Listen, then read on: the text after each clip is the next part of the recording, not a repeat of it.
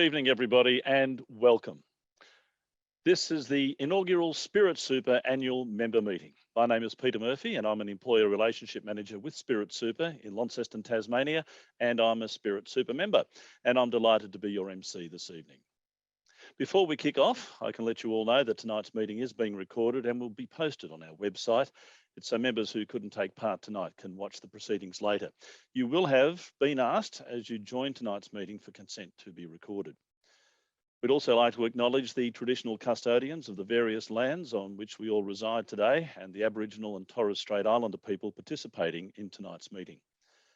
We pay our respects to elders past, present and emerging and celebrate the diversity of Aboriginal peoples and their ongoing cultures and connections to the lands and waters of Australia. Now, of course, normally our members' meeting would be held in person as well as online, but as we know, 2021 has continued to throw us a few curveballs, so tonight's proceedings will be entirely online. Regardless, we are still committed to keeping you up to date with everything that's happening with your super and giving you, our members, the chance to ask questions directly to our board and executive team. Tonight, you will be hearing from the Spirit Super leadership team about the significant events and activities that have affected your super in the 2021 financial year. Presentations will come from our Chair, Naomi Edwards, CEO, Leanne Turner, Chief Finance Officer, Grace Angelis, and our Chief Investments Officer, Dr. Ross Barry.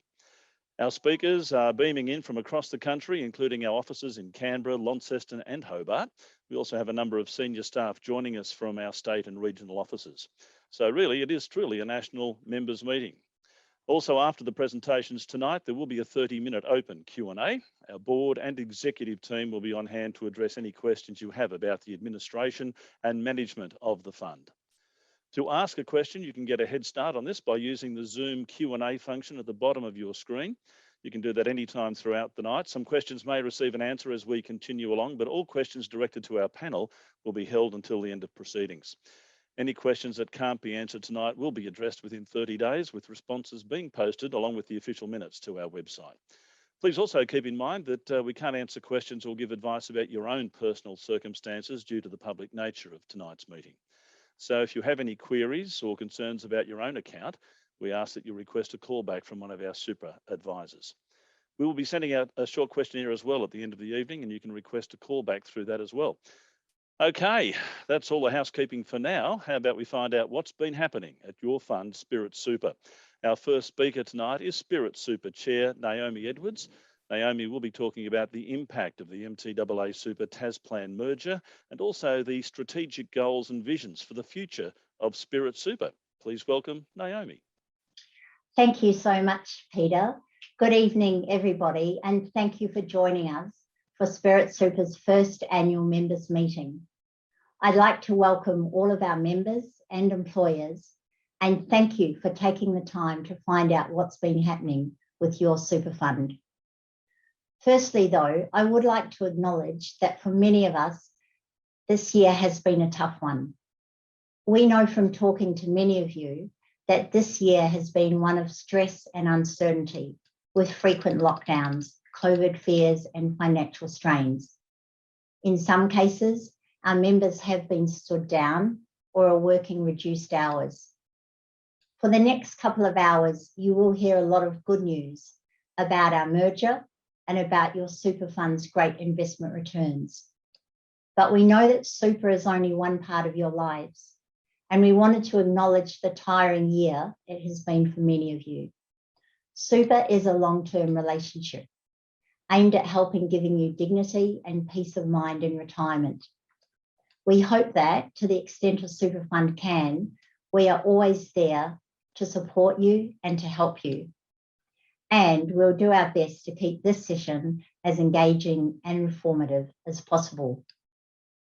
I'd also really like to welcome my fellow Spirit Super board members who are on the call tonight with us, our employer representatives, our industry representatives, our service providers, and especially the Spirit Super executive and staff, many of whom are joining us tonight. Guys, it is your passion to serve our members that makes me so proud to be chair of this wonderful fund. Thank you. So the big story, as you would know for us this year, was the merger of MTAA Super and Tasplan Super on 1st of April 2021. For members and employers, the first real change you would have noticed was our new name and corporate brand, Spirit Super. Spirit Super is a new name. It's a name that our staff chose to represent what we want to achieve for our members. It's a statement of the kind of fund that we want to be, being bold and innovative to engage with you, our members, in a way that makes your super seem tangible, real, and something you feel you have control of. We know from talking to our members that many of you feel disconnected from understanding and engaging with your super. And we want to change all that in a bold and spirited way. The name Spirit also represents our passion to honour the relationships that you had with the funds that came before Spirit. So for those of you who work in the motor trades industries, your relationship with MTAA Super. And for those of you in Tasmania, your relationship with Tasplan Super. At MTAA Super and at Tasplan Super, we learned over many years the value of building communities and supporting our members where you live and where you work. At Spirit, we want to continue that tradition of being small enough to care and of honouring the hard work and deep industry connections that have supported us for many years. This was a big reason we wanted to use real members on our new branding materials, including our website, banners, and product documents. That's right. If you look at your annual statement or PDS, you'll always be looking at genuine Spirit Super members, not models. So thank you very much to all of you who took part in our new rebrand. Our members are at the heart and soul of the fund, and it was only fitting that it is you who are the face of everything we do. And you look fantastic. So thanks for being part of that campaign. But of course, the benefits of our merger go far beyond a facelift. Mergers are happening all across the superannuation industry in Australia because they enable efficiencies to be passed through to our members as both fee cuts and higher investment returns over the medium to long term. And don't forget, Spirit is a unique industry super fund because unlike the majority of other funds, our structure means that no external parties are shareholders of this fund. We are run only to make returns for our members and to maximise your retirement incomes.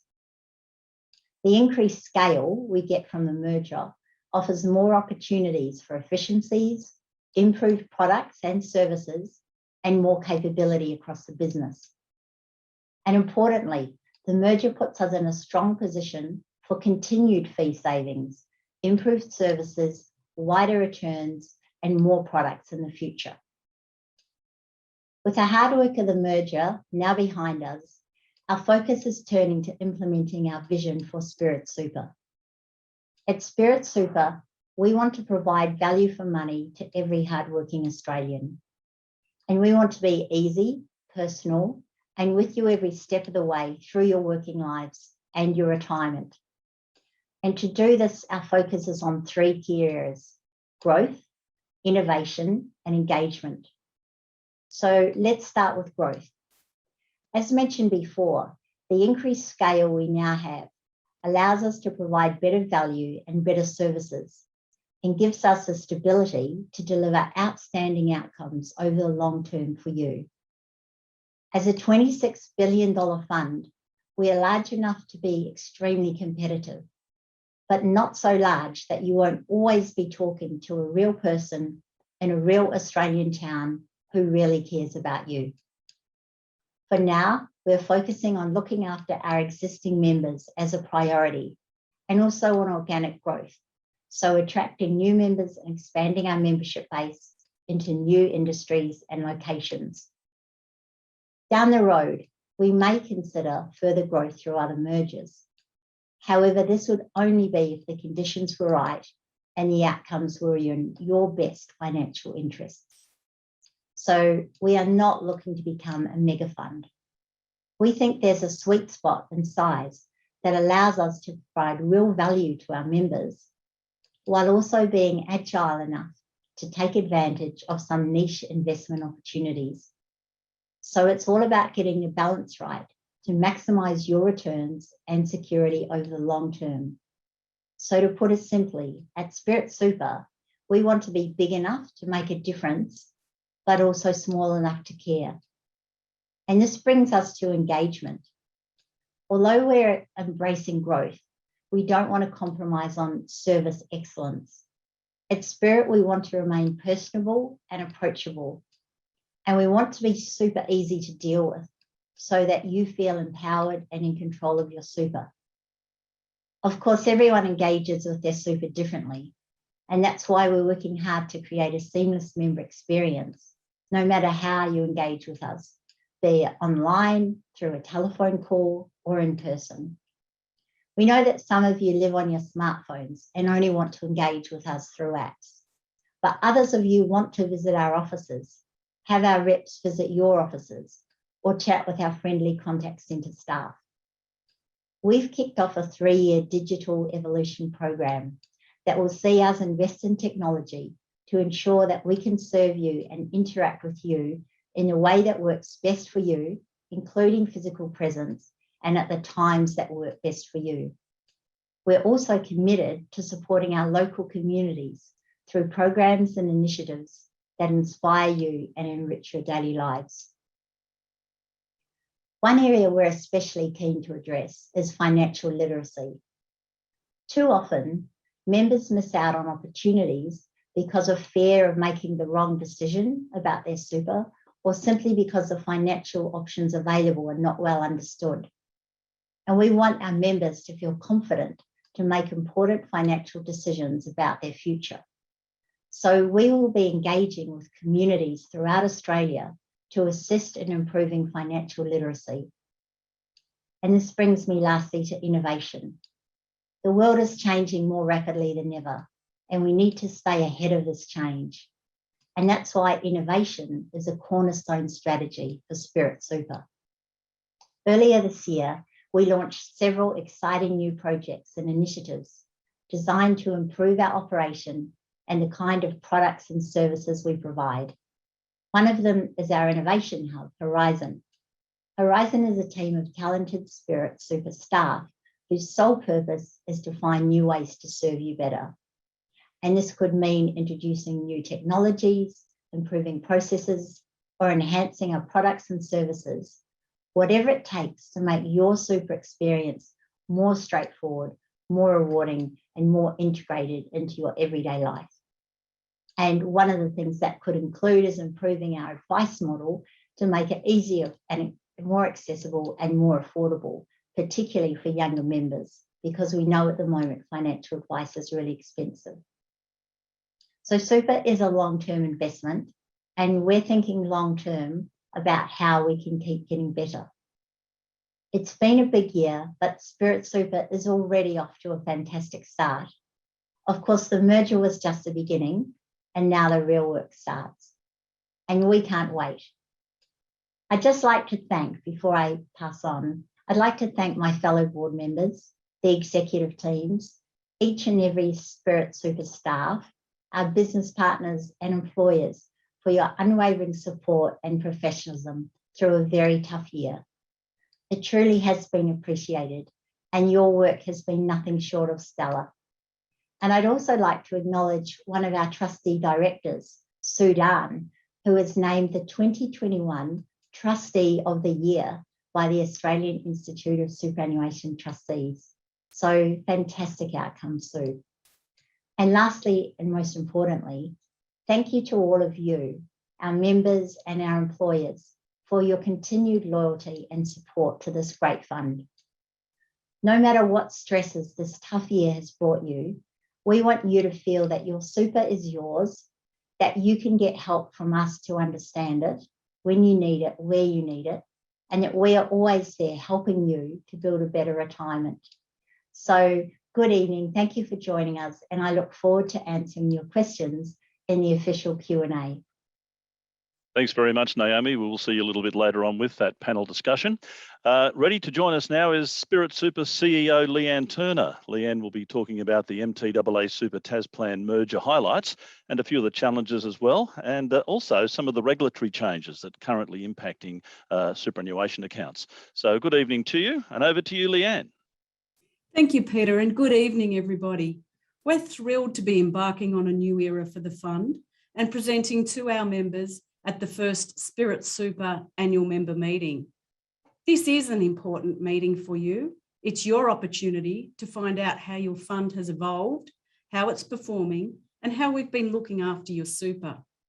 It's also your chance to ask any questions you may have about the fund's management and our plans for the future. So please feel free to submit a question anytime through the Q&A function. But of course, before we look forward, we need to look back at the huge year that was 2020-21. As you know, on the 1st of April, MTAA Super and Tasplan merged to become Spirit Super. This complex merger culminated in over 18 months of due diligence, planning and execution, all while navigating a global pandemic, a recession, and ongoing legislative changes. Despite the challenging environment, I am very pleased to say the merger has been a tremendous success. As Spirit Super, we now have over 320,000 members and over 26 billion in funds under management. We are also very proud to support over 70,000 employers, large and small, across the nation. As Naomi mentioned earlier, at Spirit Super, we want to be big enough to make a difference, but small enough to care. And I think we've got the balance just about right. Our increased scale will enable us to provide greater efficiencies, more opportunities to improve our products and services, increased capability across the business, and it has put us in a very strong position for continued growth well into the future. Spirit Super is a truly national super fund. We have offices here in Canberra, Hobart, Sydney, Melbourne, Brisbane, Adelaide, Perth, Launceston, and Devonport. But importantly, we also have a very passionate field force team dedicated and committed to supporting and servicing rural and regional areas across Australia. Apart from providing better access to face-to-face support and advice to our members across the country, this allows us to offer more hands-on support to members and employers across all industries. It's all about supporting you and your super, where and when you need it most. The merger has also allowed us to start improving our digital services. Recently, we launched live chat in Member Online, and our website and app have been updated. This will help you find the information and tools you need to access and to manage your account anywhere, anytime. We want to put you in the driver's seat of your financial future, but knowing that you have the help and support of a highly skilled and experienced fund whenever you need us. Apart from enhancing your experience with us, the merger is also adding value to our administration and investment activities. Already, we are seeing the benefits of our larger scale and greater buying power.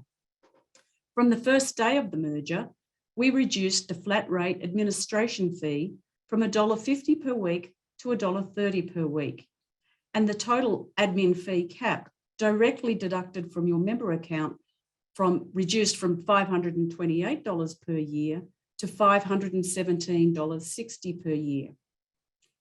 This was a direct result of our increased membership numbers and moving all administration processes in-house. In the investment space, preliminary estimates show total fees and costs for the MySuper balanced option falling from 0.74% in 2019-20 to 0.58% for 2020-21, and with an estimated 0.64% for the next financial year.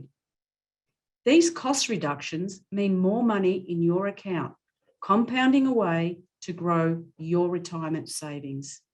Our Chief Finance Officer, Grace Angeles, will talk more about current fee projections for 2021-22 shortly. But of course, the merger was not without its challenges. A new name comes with a new brand, new interfaces, and new systems. And while these changes will make dealing with us more straightforward and streamlined, we know it will take some time to get used to. During the merger transition, there was also a restricted service period while we consolidated our administration systems and assets. Unfortunately, it's just not possible to undertake a merger without restricting some services along the way. We also had some email issues, which meant we couldn't get new account details to some of you as fast as we would have liked. Together, this led to a temporary increase in wait times at our contact centre, and some of you experienced delays accessing your new account online. Firstly, I'd like to apologise for any inconvenience and frustration this caused. We pride ourselves on our fantastic service, and we're very disappointed that these issues led to a less than stellar experience for some of you. But in keeping with one of our values, to be accountable, we also acknowledge problems and commit to fixing them as soon as possible. And we did just that. We reallocated resources, expanded our contact centre, addressed key system issues, and got things back on track as quickly as possible. Importantly, we are now back at full capacity and providing the excellent service you expect. I'm really pleased to say this has been reflected in our recent service satisfaction results, which show for the 2021 September quarter, our member satisfaction rate was 94%. So let me take this opportunity to say a huge thank you to you all for your patience and understanding. And let me also reiterate our commitment to continuing to provide you with the best super experience that you deserve. Of course, while excellent service is essential, delivering strong returns is also a key focus. Shortly, Ross will provide detail of our investment strategy and performance, but I'd like to touch on some highlights. The first was the key task of bringing together the portfolios of 2 standalone funds. This was a very complex operation with many stakeholders and could have added significant cost and risk to performance if not well executed. At the same time, both funds had to continue managing and monitoring their existing investment portfolios to ensure that we continued to deliver on performance objectives and outcomes. And I'm very pleased to report that our dedicated teams did a fantastic job with both. The portfolios were consolidated without any adverse events and at a cost significantly below that which we estimated. Our investment returns over the 2021 financial year and throughout the merger transition have also been very strong. In the 12 months to the 30th of June 2021, we delivered a return of 17.4% for the balanced MySuper investment option and 19.4% for our pension balanced investment option. And our growth option returned 22% for the financial year. Now, while these returns largely reflect the strong market recovery following the initial onset of COVID-19, they also highlight our strong long-term performance record. Over 7 years, our balanced option delivered a return of 8.7% per annum, and our growth option has delivered returns of 10.5%, and both of those are net of all fees and costs. It's just another reason that this merger will serve us well going forward. Our increased fund size is allowing us to investigate new investment opportunities and to take advantage of strategies to add value and deliver real scale benefits. But I'll leave it to Ross to give you more details. In the meantime, It's just not possible to talk about the year that was without at least mentioning some of the legislative changes that have affected your super this past year or so. While our fund has been transforming, so too has the super industry itself. This year saw the introduction of some of the most significant super reforms in many years. On the 1st of July 2021, the super guarantee rate rose from 9.5% to 10%. This was the first increase to the minimum rate since 2014. And given Australians are living longer and spending more time in retirement, it was long overdue. Barring further delays, this rate is set to increase to 12% by 2025, which means you'll be saving more for your retirement throughout your working lives. The other significant changes to super came from the government's new Your Future, Your Super reforms. These changes were announced by the government in May and passed into law from the 1st of July 2021.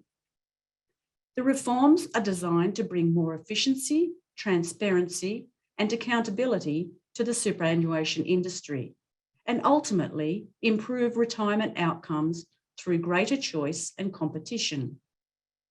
There are a lot of changes under these new laws, but I'd like to focus on three fundamental ones. The first is that from the 1st of November 2021, all Australians have been stapled to their super funds. For members, this means you will automatically stay with your current fund when you change jobs, unless you actively choose to change funds. And for employers, this means changing how you onboard new employees and determine where to pay their super. If a new employee doesn't nominate a fund, you need to check with the ATO to see if they have an existing stapled account. Now, we've been helping our employers understand their new obligations and responsibilities, and we will continue to do so for as long as our employers need us to. By stapling members to funds, the government hopes to reduce the number of superannuation accounts Australians accrue throughout their working lives and eliminate paying unnecessary fees. This could save many thousands over a person's working life. However, if people aren't making active choices about their super, especially in the early part of their working lives, there is a real risk of being stapled to a fund that is not appropriate for them as their career and life progress. So if you know someone joining the workforce for the first time, please encourage them to look very closely into the fund that they are signing up to. No one wants to be stapled to a fund that isn't providing value and performance. This brings me to the second significant change, the introduction of the Your Super comparison tool.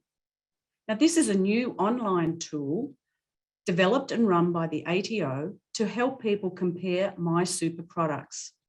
It allows you to compare products based on fees and performance history, so you can make more informed decisions about your super. The tool is live now on the ATO website. And linked to the comparison tool is the introduction of a yearly performance test for all My Super products. Each year, default super fund products, that's the My Super accounts, will be measured against standard benchmarks to ensure they deliver appropriate returns for their members. Funds who have a product that fails the test must write to members to let them know the product has underperformed. 2 consecutive failures of the test may mean that the product cannot be offered to any new members. Many of you may have seen reports from the first round of the performance test earlier this year, and that 13 funds having to report underperformance to their members. The very good news is Spirit Super comfortably passed this year's performance test. And again, Ross will provide more details on that shortly.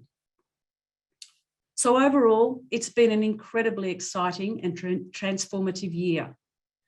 And in closing, I too would very much like to thank our board, executive team, staff, and service providers for a year of incredible hard work, dedication, and professionalism. It's been a year of change, but we have managed to establish a truly special fund with a very bright future. But most importantly, I'd like to thank you, our members and employers, for your continued loyalty, your support, your patience, and your understanding as we brought Spirit Super to life. Our name and logo may have changed, but you can all be assured our commitment to you and your super remains as steadfast as ever.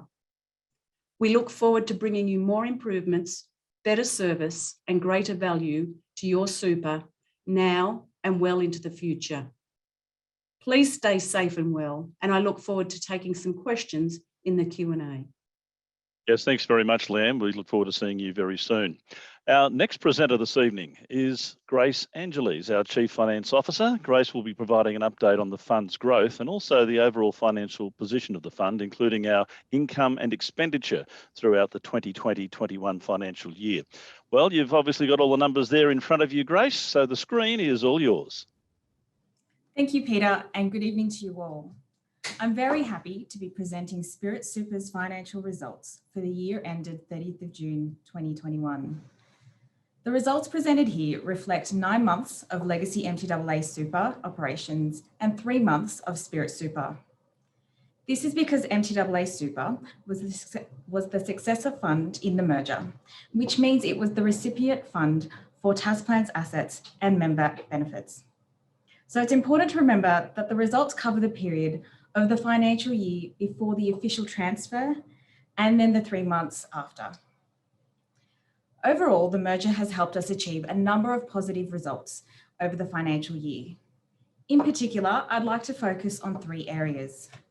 First, the growth in funds under management, which saw the fund increase to over $26 billion. $11 billion of this came from the former Tasplan Super entity as part of the merger, with MTAA Super at $12.5 billion in the last financial year.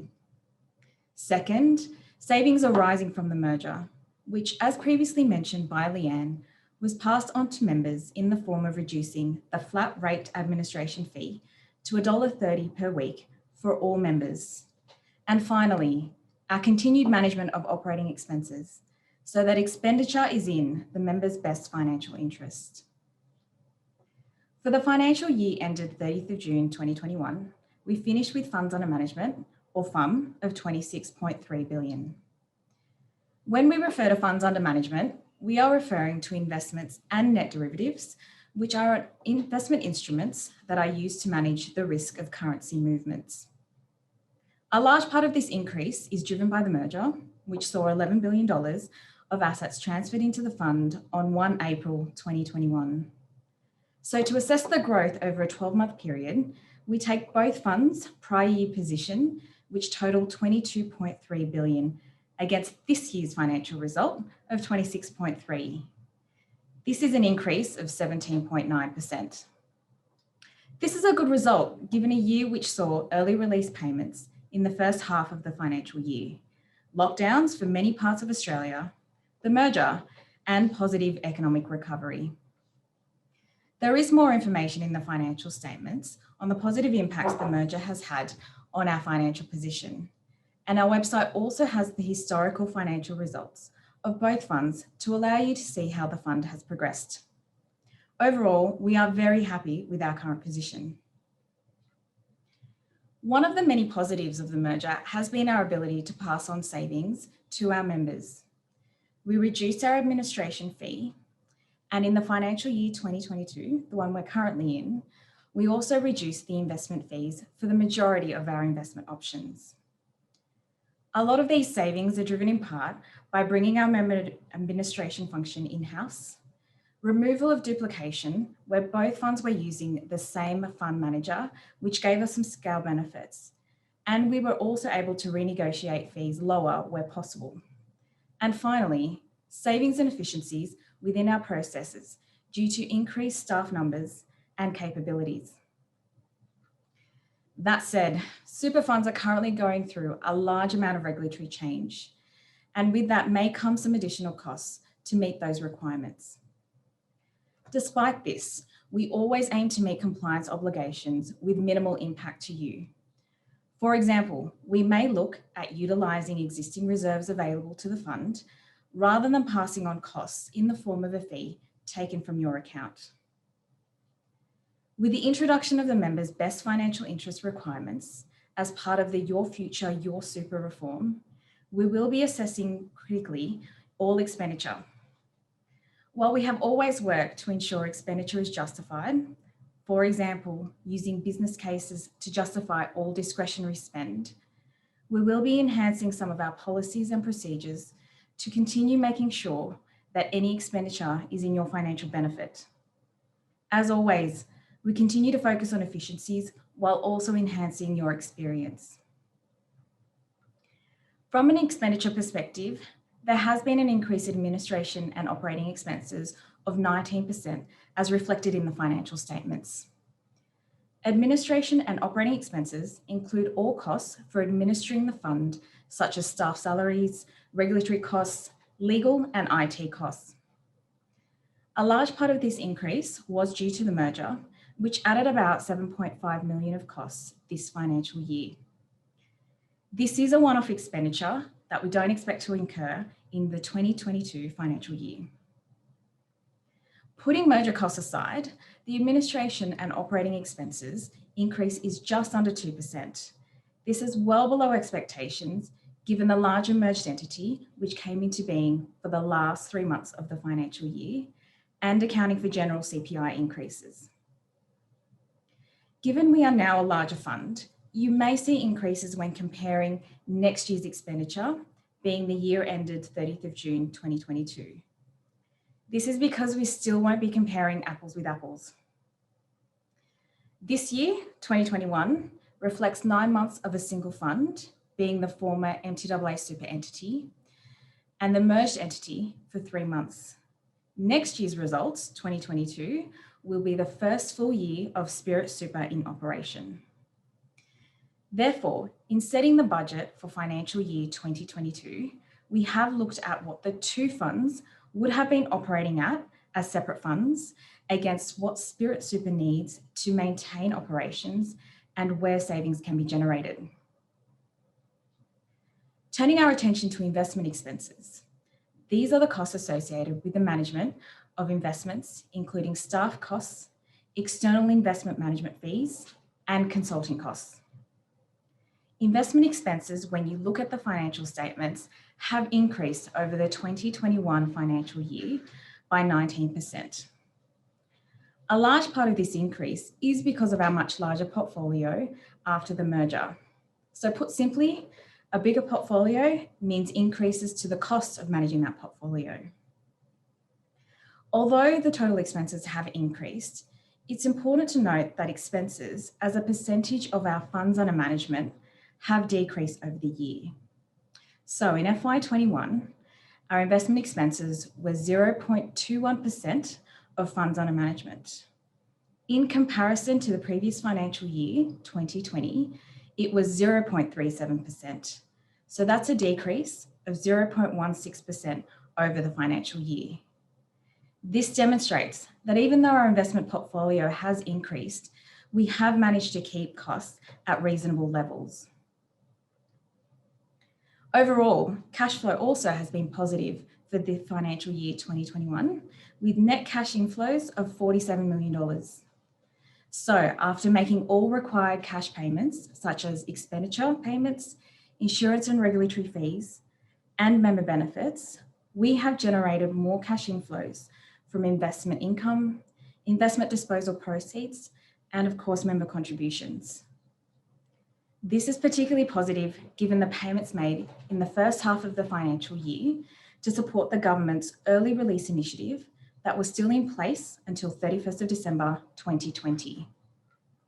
Together, MTAA Super and Tasplan received almost 100,000 applications of early release payments across the entire early release scheme, which covered the financial years 2020 and 21.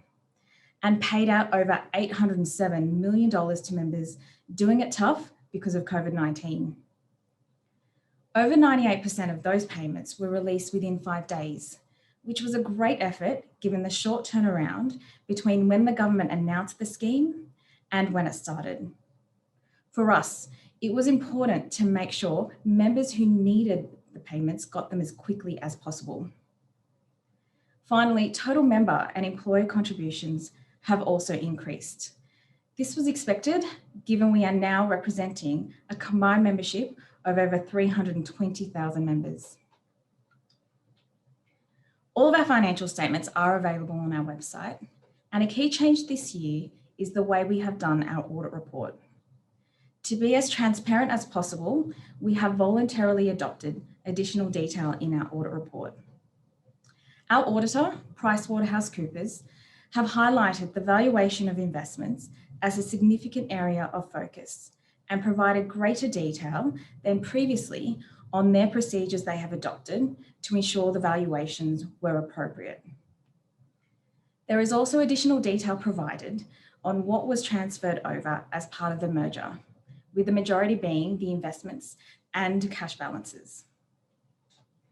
It is critical to note that despite the economic recovery, the fund has continued to be stringent on our valuation approach. This year, we brought forward some valuations to ensure the financial position as at merger date reflected market value. And consistent with our valuation policy, all external valuations are subject to executive and director reviews. In summary, this year has been one of many shifts. We have seen many regulatory changes impacting the super industry, which the fund has met. Two funds have come together to provide members with increased opportunities to grow their retirement balance through the reduction in fees and costs. We have also seen the economy rebound the negative returns we saw in previous years, such that members' balances have more than recovered the losses from the economic impacts of the pandemic. We now enter a period of further regulatory changes, and the fund is well placed to meet those head on, keeping costs competitive for members and focusing on maximising returns. It's an exciting time for the fund, and we're looking forward to delivering more for you. Thank you for spending the time with us tonight. Looking forward to your questions, and over to you, Peter. Thanks very much, Grace. I'm sure you're looking forward to poring over those spreadsheets over the next year or so. Grace Angeles there, our Chief Finance Officer. Just for those who may have joined us a little bit late for our presentation this evening, if you do have a question, please use the function buttons at the bottom of your screen, the Q&A function, and we'll address your questions pretty soon. We'll be actually addressing them straight after our next speaker, who is our final presenter tonight, Dr. Ross Barry, our Chief Investments Officer. Ross has an update on the fund's performance and investment returns, our investment strategy, and also will be talking us through some of the economic factors that have been impacting the fund and also your super balance. Take it away, Ross. Thank you, Peter, and good evening, everyone. Tonight, I'd like to recap on some of the investment highlights for the financial year 2021, including some of the more recent risks that have been arising. I'd also like to give you a sense of how the fund's currently positioned, as well as some of our more recent investment activities. And like all good investment folk, I'm going to show you a few slides along the way. Now, as most of you know, we entered last financial year reeling from the onset of the global COVID-19 pandemic. But as social and economic restrictions were eased, and with record levels of fiscal stimulus, there was strong hope of economic recovery. Not surprisingly, we saw a strong bounce in Australian and international share markets, as shown on our first slide. And this was led very strongly, and as you can see here, it's very strong in the United States, less so in Australia, but still a very strong recovery, led by a lot of the major tech stocks in the US, stocks like Tesla, and even Afterpay here in Australia. We saw a surge in the value of gold, real estate, cryptocurrencies like Bitcoin and Ethereum. But as you'll also recall, it was not all smooth sailing.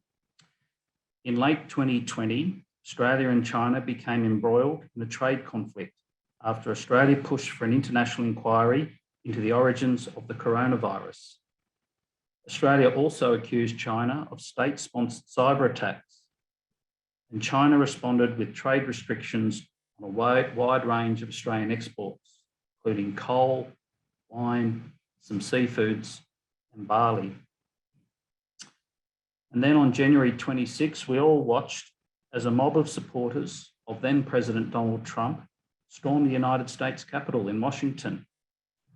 5 people died in relation to this event, and hundreds more were injured. And we saw headlines that Western democracy was under siege. And then in March, we began hearing of a new strain of the coronavirus, the Delta strain, first in India, then in the UK, and then in the US. By May, the new Delta strain had appeared in Bondi. And by the end of June, much of the eastern seaboard of Australia was back in lockdown. Key impacts of the lockdown here and abroad have been major disruptions to global supply chains, shortages of materials and imported goods, and the first signs in a very long time of renewed inflation. Now, not surprisingly, this has raised the spectre of a more sustained resurgence in inflation. In June, the Australian Consumer Price Index rose by 0.8%, and then it rose again in the next quarter by another 0.8%. As you can see from this chart, in March, yields on the 10-year government bond yield backed up from levels below 1% to 1.75%. This was driven by investor concerns that the RBA may soon begin to taper their bond buying activities. However, the onset of the Delta virus and the softening outlook for economic activity stayed their hand. The RBA reaffirmed it would keep the cash rate at just 0.1% and that it would continue buying government bonds right through to February 2022. The RBA said it believed that recent lockdowns would delay but not derail the economic recovery. As a result, the initial bond rise that you can see there, the rise in bond yields, proved relatively short-lived. But also, as you can see, yields have begun rising again in recent weeks, and reaching a high of just over 2% at the end of October. Now, against this backdrop, it was a very good year for shares. The returns on Australian shares, as you can see, were well in excess of 25%. And in international shares, the returns for the year were well in excess of 30%. It was also a solid year for private market investments, property and infrastructure, but not such a good year for cash and fixed interest, as you can see. And the rise in bond yields, of course, give rise to negative capital gains on fixed interest securities. Now, the next slide shows what all this means for members across our 5 pre-mixed options. The yellow bar here shows the return for 2021, while the light blue bar shows the average return over the past 3 years, and the green bars shows the average return over the past 7 years. And as Leanne mentioned earlier, you can see the return there for the last year to the Balanced MySuper option of around 17.7%. Returns to all options remain well above their CPI-linked objectives. And also, as Leanne mentioned, importantly, the first performance test under the government's new Your Future, Your Super reforms was taken in July. I'm very pleased to say that Spirit Super passed pretty comfortably. Now, as Naomi and Leanne have both mentioned, we also had a very large merger in the midst of all of this. And while it was not the largest merger of a super fund in Australia in recent years, it was a relatively complex merger. And because we were merging 2 roughly equally sized funds, we were effectively migrating half of the combined fund's assets. So it wasn't a simple exercise, but I'm pleased to say that the merger, the actual consolidation of the portfolios was completed relatively seamlessly. And after the initial consolidation of portfolios, the investment team is now meticulously working through each asset class to to ensure each one comprises the highest quality of fund managers and assets. We're also doing a lot of work as a larger fund now to increase our opportunity set and the consideration of investments, and also to strengthen our own internal due diligence processes. Again, as was mentioned earlier, as a result of all this work, investment fees and costs for the balance fund, the MySuper balance fund option declined from 0.74 down to 0.64% looking forward. And there were reductions across other options as well. And we'll continue to work on delivering further savings and further scale benefits over coming years. Let me turn now to the outlook for coming years, and particularly for the next year. And specifically, I'd like to talk about three key themes shaping investment returns over the next year and beyond. The first of these is the unwinding of record macro policy stimulus. The government provided record levels of stimulus over the first half of 2020, as you can see here in the chart, including the cash released as part of the early release scheme that Grace referred to earlier. But you can also see this has dropped off very significantly over the back half of 2020 and has remained low through much of 2021. And so while we're expecting stronger economic data in coming months, including over the next 6 months, as state and international borders open, just how sustainable this economic recovery will be through 2022 is a very key watch point for us. The second theme is a deeper and longer term challenge, and I'm sure most of you are aware of this, and it's the challenge of climate change. Climate change is something we take very seriously here at Spirit Super, and it's not just the immediate threat around catastrophic weather events, but also the longer term impact of a very significant transformation of society and the economy. Accordingly, this year, the board signed off on a more ambitious ESG integration and impact strategy, one that puts climate change and strengthening Australian communities at the very centre of it. Now, before I get into the details of that, I wanted to just talk to this chart for a moment. And this is a chart produced by the IPCC. I'm sure many of you have seen this. And it shows that the level of post-industrial global warming already exceeds 1 degree Celsius. And based on current levels of carbon emissions, that we will blow through the 1.5 degree limit by 2040 or thereabouts.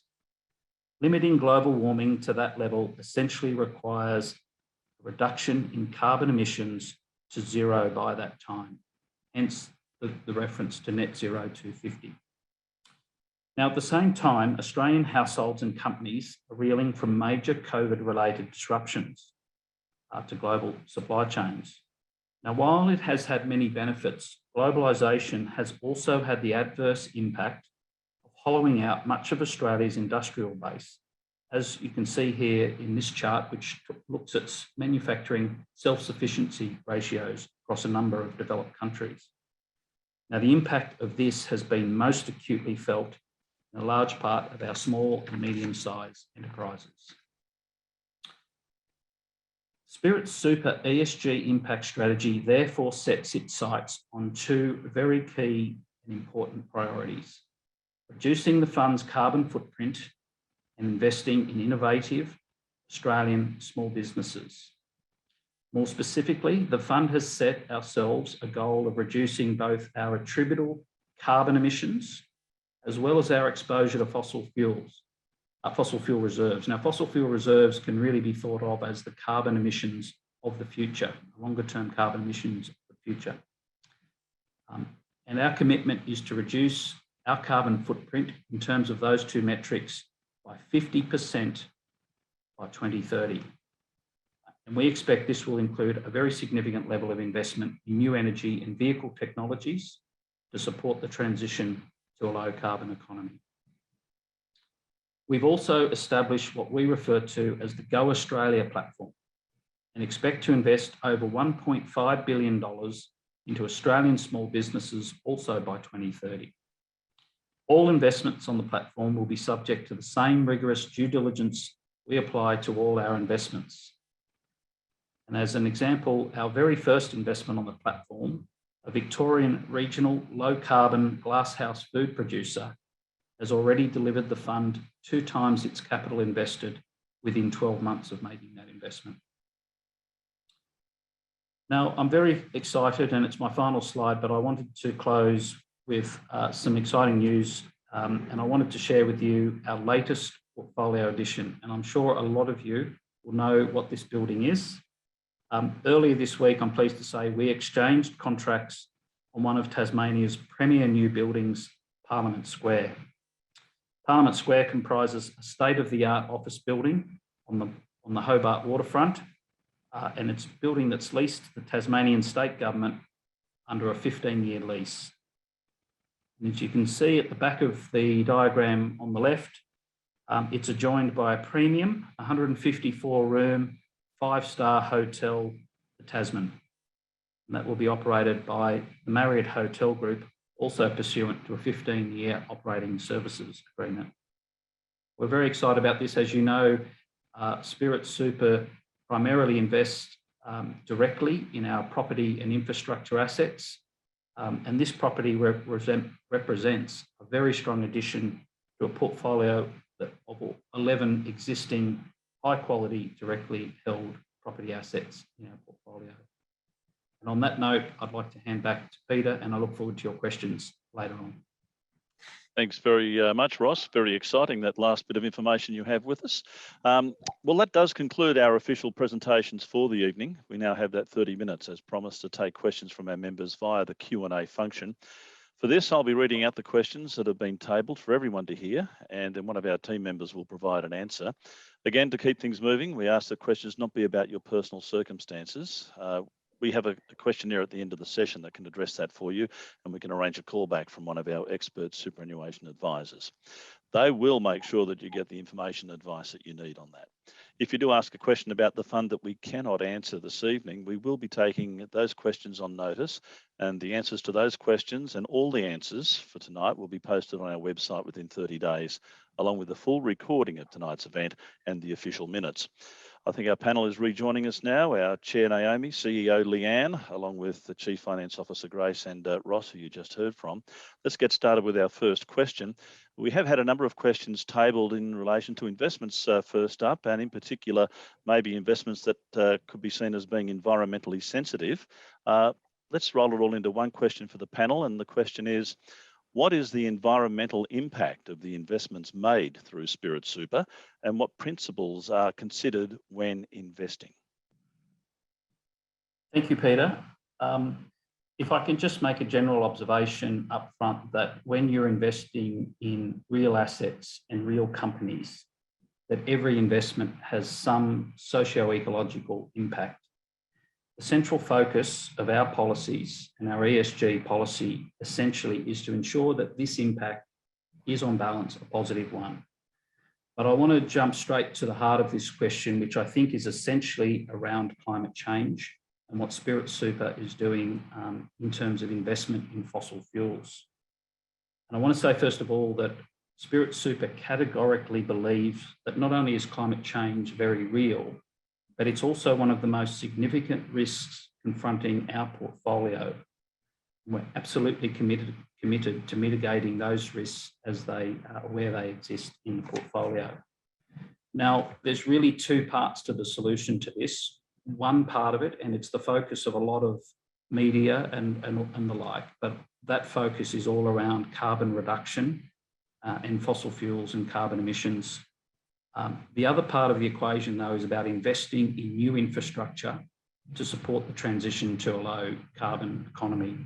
And Spirit Super is committed to both of those things. And as I mentioned earlier, I won't go into all the details here, but as I mentioned earlier, that just recently our board has signed off on a carbon reduction strategy that looks to reduce our carbon footprint by 50% by 2030. But it's not the only part of our strategy.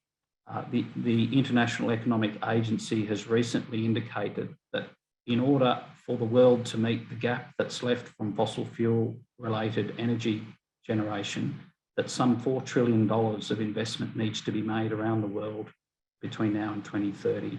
And so that's a really big part of it. There's a big role for superannuation funds to play in that.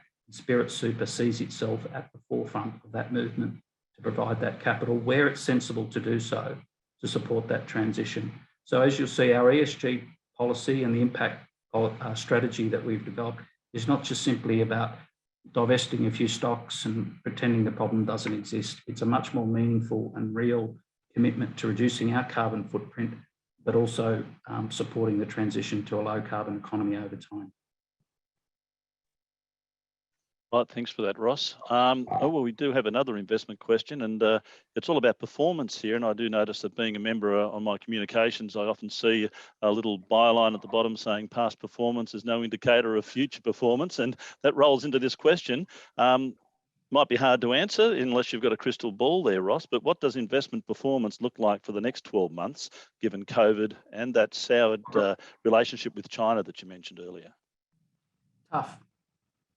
The outlook's tough, but the reality, Peter, is that investing has always been difficult. It's always been challenging, and the world has always had very significant risks. And every investment we look at has its own set of significant risks. I mentioned a few of those, so there are some, I don't want to be flippant about, there are some very significant challenges at the moment. I talked about the withdrawal of fiscal stimulus and the risk that has to the economic recovery, the nascent recovery we've seen. We're in a period where there's strong bounce in economic activity as borders open and restrictions ease. But as I mentioned earlier, it is a watch point for us. Inflation is a really big issue. It's something that impacts all asset classes. It can feed through into interest rates, the cost of debt for companies and assets. So it's a real watch point for us. The central banks around the world have been felt reasonably benign about it, but there is a lot of commentary now to say that there may be some more enduring aspects to inflation. And I think the other one too, and I'm sure it escapes no one here, is that the valuation of some equity markets and some stocks around the world does look very stretched. There are some very highly valued companies around the world. That's not lost on us. It too is a very significant watch point. Through most of the last 12 months, we had a fairly significant overweight to growth assets. We had a risk-on approach to the investment strategy, but particularly around some of the risks around inflation and interest rates has given us pause for thought, and we're in the process of bringing some of that exposure back in line with our strategic asset allocation. I'm not sure if we can pull it up, but I do have a chart in the pack if it's possible to put it up, because I did want to emphasise something to everybody that while there are lots of risks in the world, the very first line of defence for us is diversification.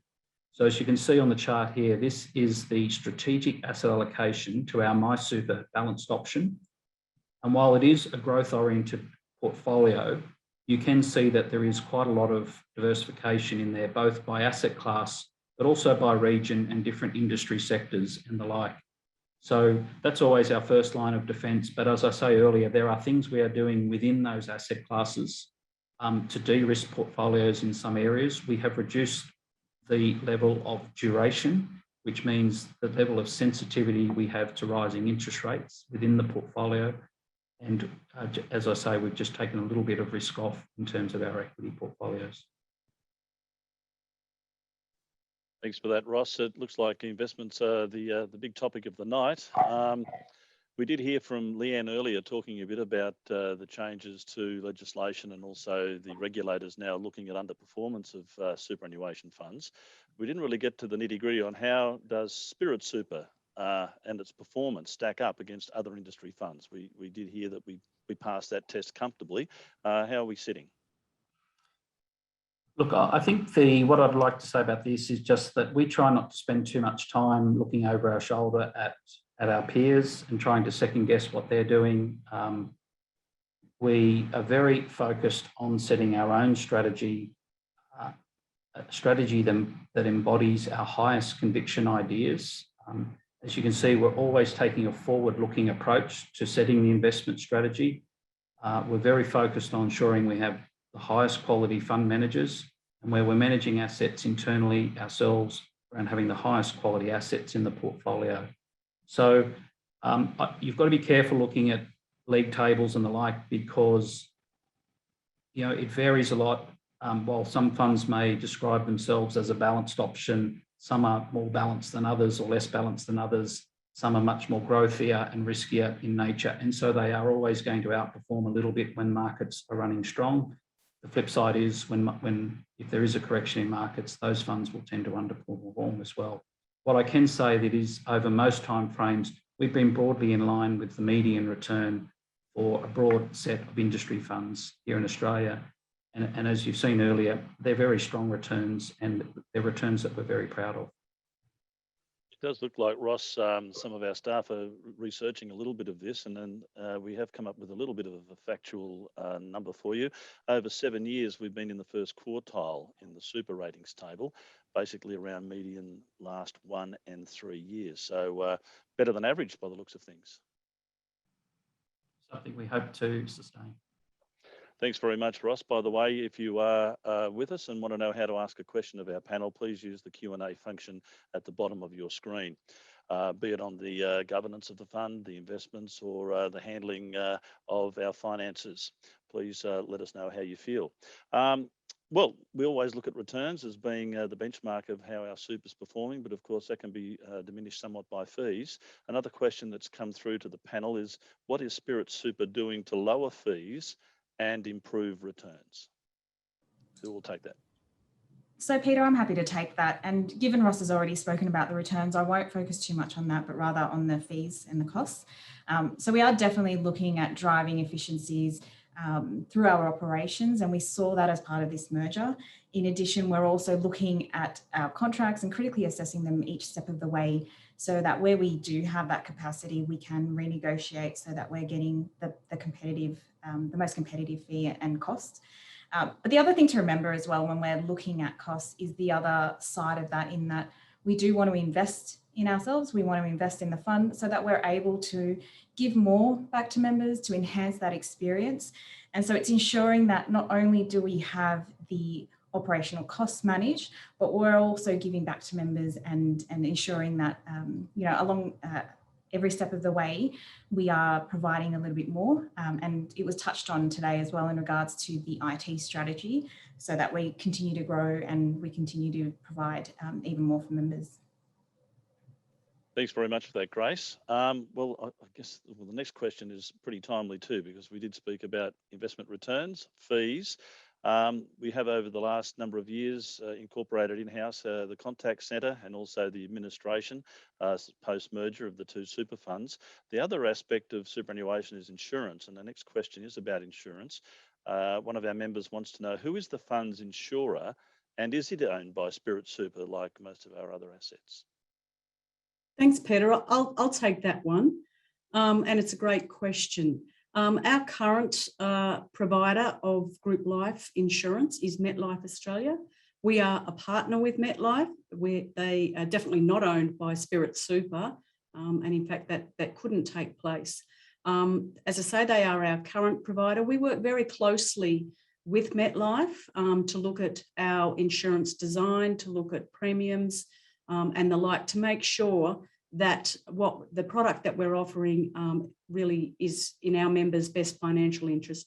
And that's something, there's been a lot of changes in the insurance space over the years. I talked about legislative change earlier today, and in the insurance space, this is another space that is continually changing. So we are, of course, continually looking at that and partnering with MetLife as our current provider to look at, as I say, what's best for our members.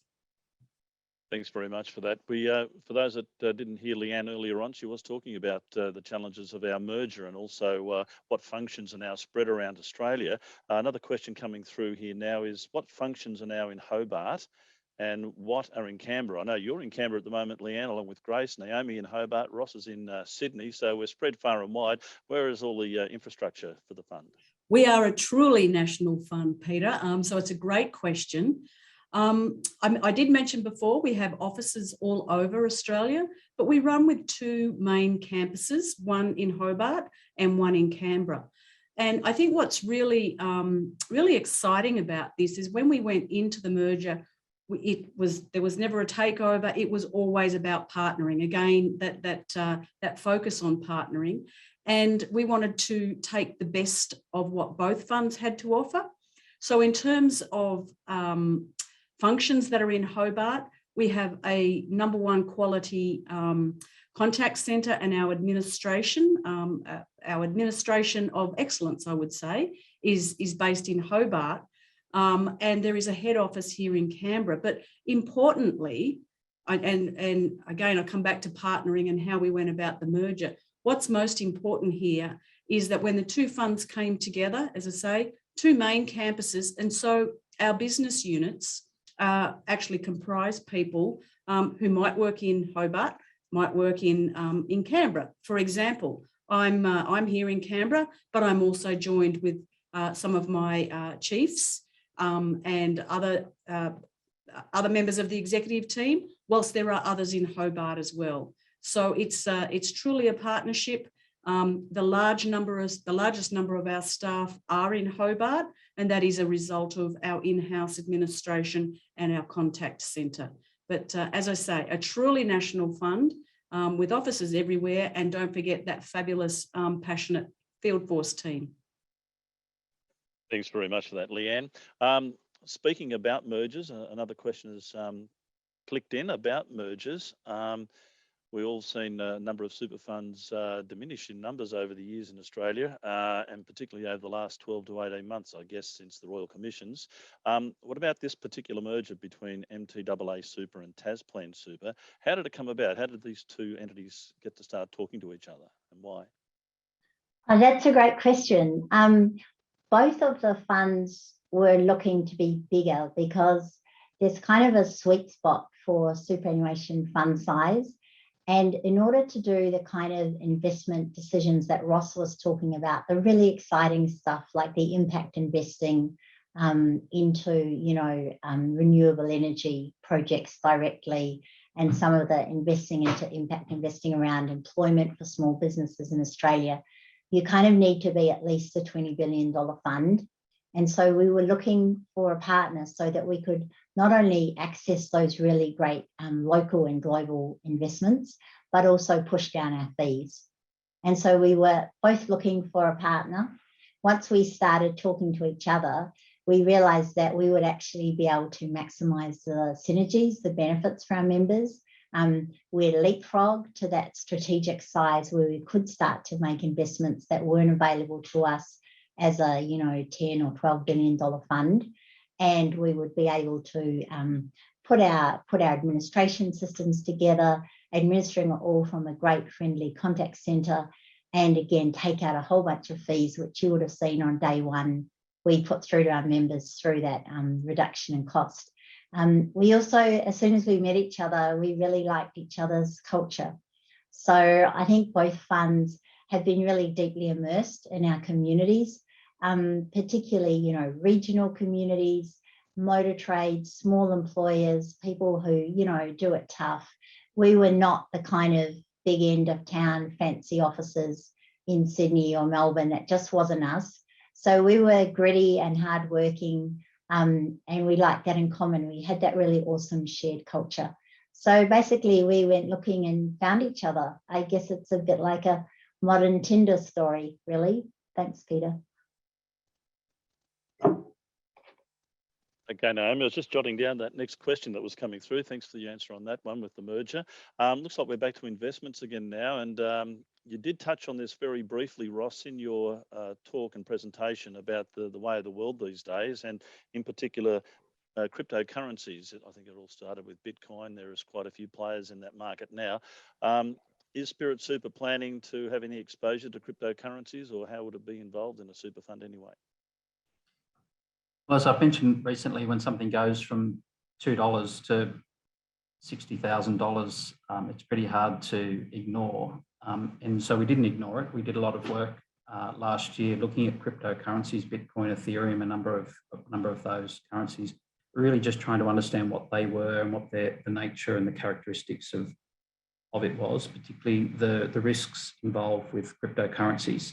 And I think in the time we were looking at it, it went from 60,000 back to 30,000, and I think it's back to 60,000 now. So that gives you a taste of just how volatile cryptocurrencies can be. And of course, there is no government or central bank that stands behind those types of digital currencies at this stage. And so we came to the conclusion that it was just something that was not suitable for an institutional investor like Spirit Super. So we did the work, but we just felt that it wasn't suitable.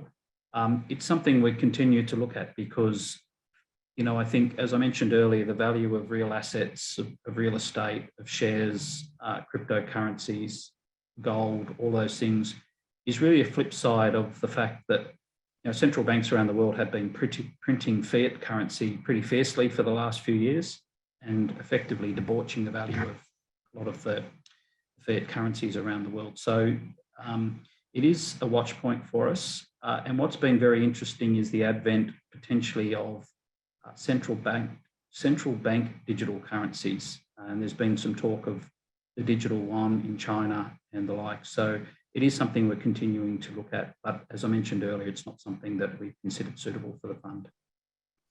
Okay, thanks for covering off on that, Ross. I've got another question here. I'll read it verbatim. It may mean something to one of the panelists. What does the merger mean for support of TAS and the motor trades industry? Peter, I can answer that. I think they mean Tasmania. What does the merger mean for support of Tasmania and the motor trades industry? So those are our two historic funds.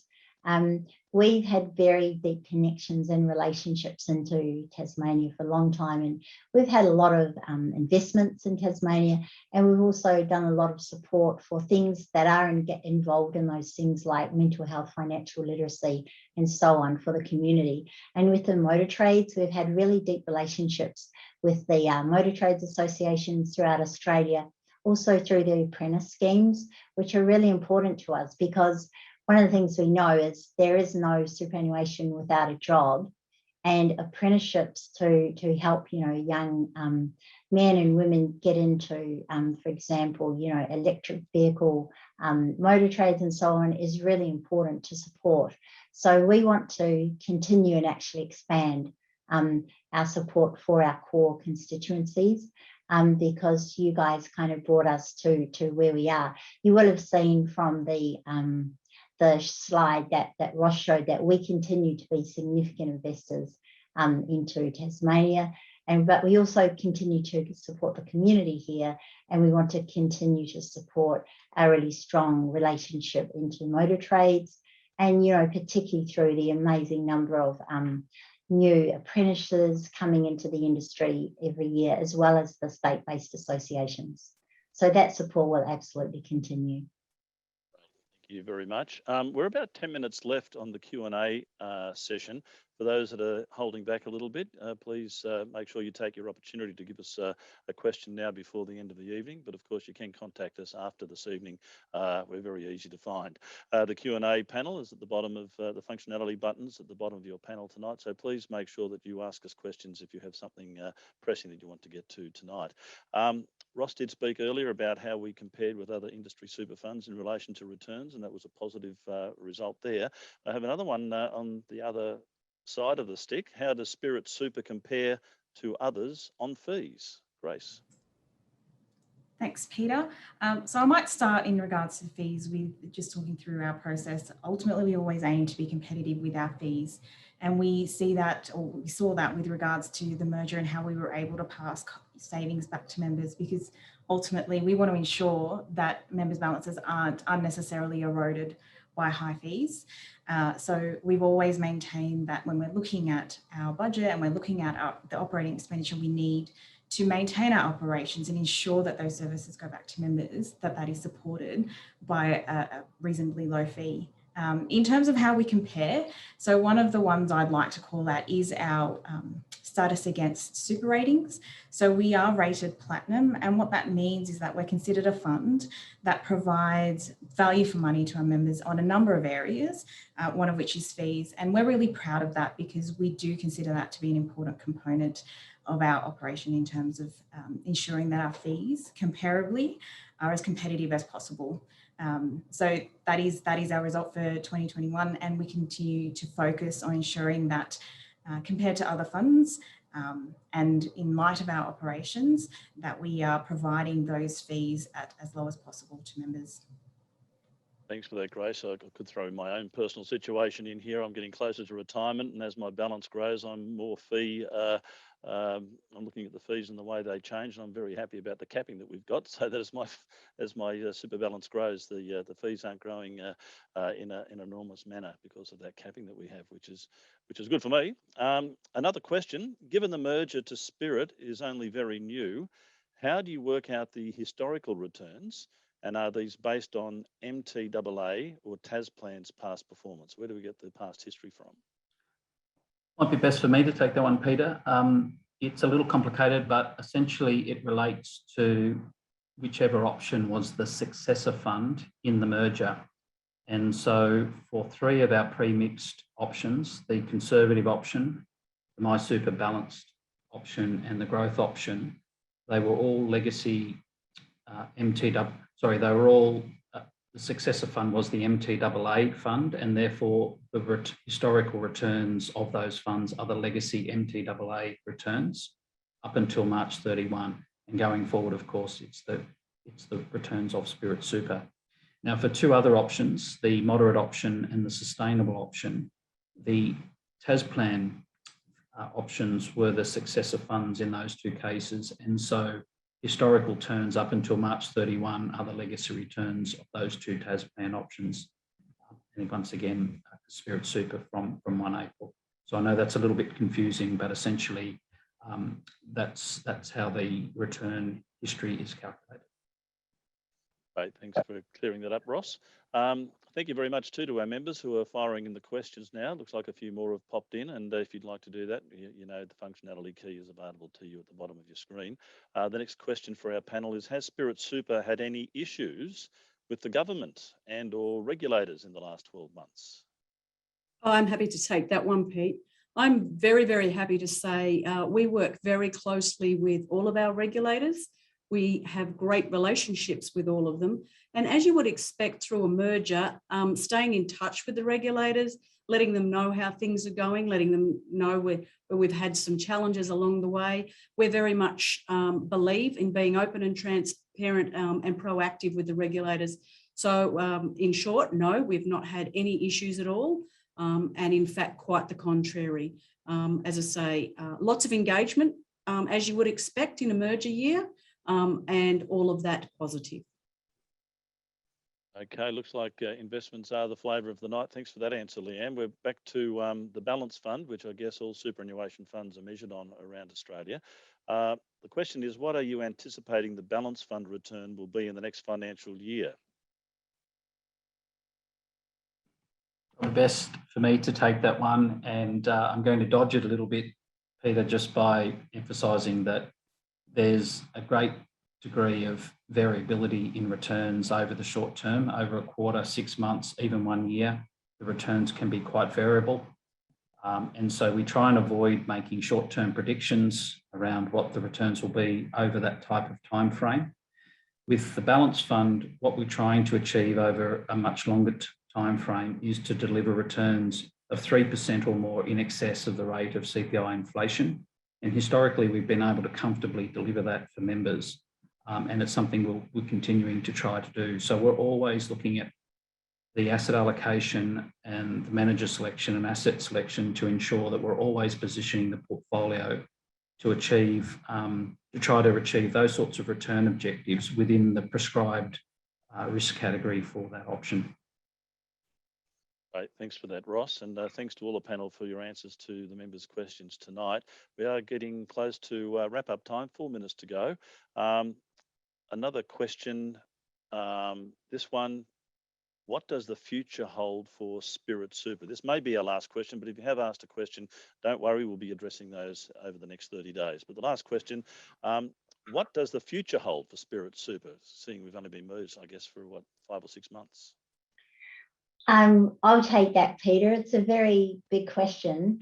What I would like it to hold is more of the same for things that have been really good.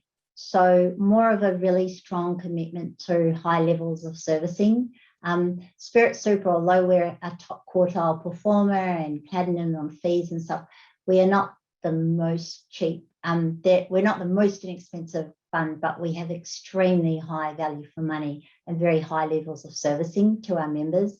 And we want to continue that. So we have real offices where you can walk in and talk to people. We have amazing, friendly contact centres who are very happy to spend time talking with you on the phone for no fee or charge to actually, help you to understand your super and make good decisions. So we want to continue that. We want to continue our commitment to our stakeholders. So we have really strong and long-term relationships into the motor trades, long-term relationships and commitments to Tasmania, also the bus and coach industry in New South Wales. So we want to continue that really good national footprint. The new things that we'd like to do in the next 12 months, we've talked about a lot of them tonight. So we want to grow that focus in terms of regional areas across Australia. And we've talked about, the extra focus we're giving to some really hardworking places around Australia, like Newcastle and stuff, who are kind of outside of Sydney and Melbourne. We've got a lot of work we need to do with our decarbonisation targets and our ESG projects that Ross talked about. With our renewable investments, we need to actually, continue to roll those out. So we have a lot of fantastic, exciting investment initiatives happening. I talked about Horizon, our new incubator hub. We want to be developing and growing our outreach to new members because they're a real key for any fund now with the stapling system. And we know that they want to have really good apps that they find convenient. And so our incubator hub Horizon is going to be rolling out new and exciting initiatives and ways for young members to join our fund and continuing our work with the apprentices scheme throughout Australia. So I think that we'll have a busy next 12 months. So far, our investment markets, have been going well this year. Our cost management is fantastic. We're doing really exciting ESG initiatives. And I think it'll just be more of the same, but hopefully a little bit more straightforward for us as a fund, because we won't be doing another merger, and hopefully a lot more straightforward for our members, because as hopefully Australia and the various states have come out of lockdown and people start to be able to reconnect with their family and their loved ones, we hope that life will kind of be easier for everybody. And I guess as my final point, I just wanted to say we have appreciated everyone's support of the fund as we kind of came into existence this year. I said I know it's been tough.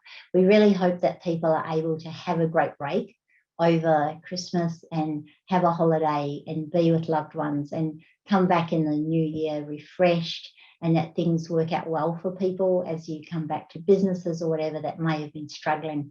So we hope that things get better for everybody and that 2022 is an easier year for all of us than 2021 was. So I think upwards and onwards, Peter, is the answer to that final question. So yeah, thank you very much to whoever asked that. That's a great final question. Thanks, Peter. Thanks, Naomi. Leads us into revisiting all that in 12 months' time and see how many of those initiatives come to fruition. Thanks very much for that answer. Please don't leave us, members. We have a couple of messages for you just before we do leave, but we have concluded the first Spirit Super annual member meeting. Thanks for being with us. Thanks for taking part from all around the country. It's great to see so many people engaging with their super fund. And as you've seen and heard tonight, we're pretty excited about the future of Spirit Super. Hope you are as well as a member. If you have any queries or concerns, please feel free to contact one of our qualified super advisors if you want to talk about your account. Now, that service is offered at no additional cost to you, to all Spirit Super members. To organise a phone conversation, our number Australia-wide is 1800 005 166. You can also book an appointment on our website as well. Before we close off tonight, I'd like to thank our panel. Thank you very much, Naomi, Leanne, Grace and Ross for being with us tonight. And also the rest of our fund executives who have been monitoring and helping us with the answers, along with the many Spirit Super staff who've helped with tonight's meeting. For those members that are with us, please make sure to end the meeting with the button to exit the session, there will be a short survey for you as well. But thanks again for being with us and have a pleasant rest of the night. We look forward to seeing you in 12 months. Good night.